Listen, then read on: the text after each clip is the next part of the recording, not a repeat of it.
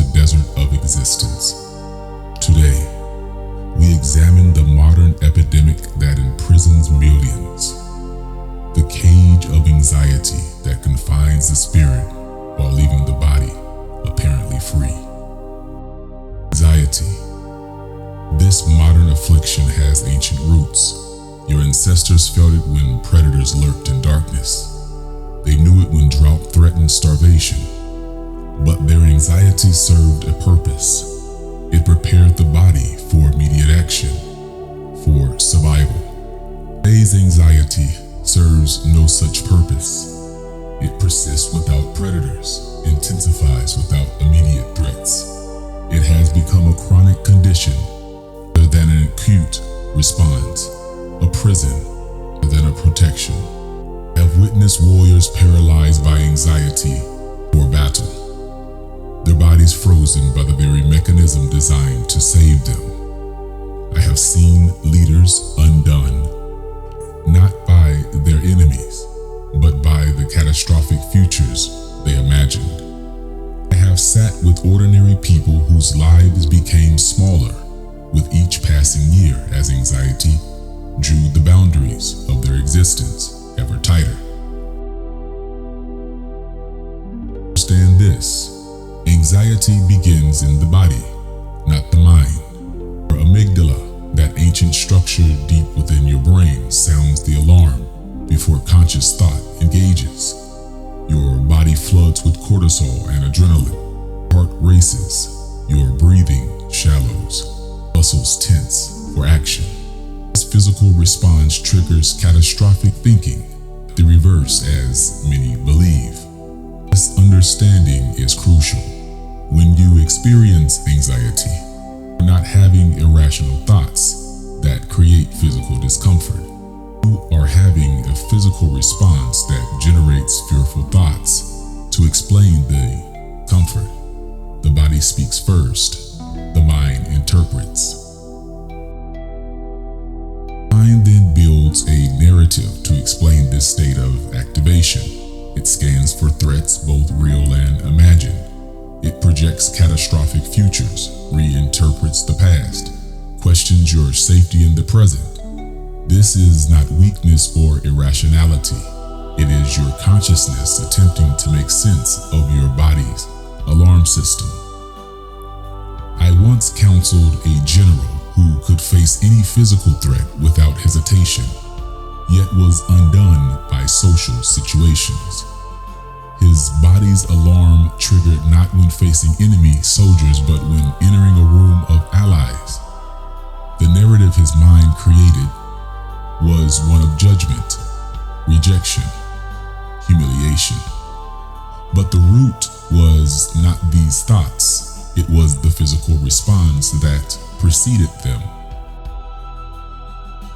Prison of anxiety has many architects. There is biology, yes. Some are born with nervous systems more sensitive to threat. There is history. Early experiences of danger or insecurity wire the brain for vigilance. There is culture. A world that values constant productivity creates perpetual inadequacy. There is isolation. Humans separated from community lose their most effective buffer against fear. But the most powerful architect of anxiety is often our response to anxiety itself. We fear the experience of fear. We resist the sensations of anxiety, which intensifies them. We avoid what triggers anxiety, which confirms its power. We ruminate on anxious thoughts, which strengthens their grip. Conventional wisdom offers true liberation from this prison. Take a pill to dampen the alarm system, yet the alarm often returns when the medication stops. Practice positive thinking, yet trying to suppress negative thoughts paradoxically increases their power. Avoid triggers, yet the world of potential triggers grows ever larger, your life ever smaller. I have witnessed countless souls trapped in this cycle, seeking relief through methods that ultimately reinforce the prison walls. True liberation requires a fundamentally different approach. First step toward freedom is counterintuitive. Stop trying to eliminate anxiety. Stop waging war against your own nervous system. Anxiety is not your enemy. It is a messenger carrying information, albeit often in a language difficult to interpret. You feel anxiety arise. Practice turning toward it rather than away. Acknowledge its presence without judgment. Notice anxiety is present. Observe the physical sensations with curiosity rather than resistance. The heart is beating quickly. My shoulders are tense. My thoughts are racing. Learn this approach from a warrior queen who ruled for decades despite persistent fear. She told me, I no longer try to be without fear. I simply bring my fear with me into battle, acknowledge its presence, and act according to my values rather than its demands. This approach, often called mindfulness, creates space between you and anxiety. You are not your anxiety. You are the awareness observing anxiety. A simple shift in perspective begins to loosen the prison bars. Second key to freedom lies in understanding the relationship between anxiety and avoidance. When anxiety arises about a situation, avoiding that situation provides immediate relief. This relief powerfully reinforces both the avoidance behavior and the belief that the situation is truly threatening. I once met a merchant who experienced panic in crowded marketplaces. Each time he fled, his relief was immediate. His fear grew stronger. The world shrank until he conducted business only from his home. Liberation began when he learned to enter the marketplace for just moments at first, his anxiety without fleeing, gradually expanding his tolerance. This approach, gradual exposure to anxiety, coping situations without escape, programs the nervous system, teaches embodied knowledge that anxiety is not danger. You can function despite discomfort. That the catastrophic outcomes your mind projects rarely materialize. There is a deeper dimension to anxiety few discuss. Anxiety often contains wisdom about your life.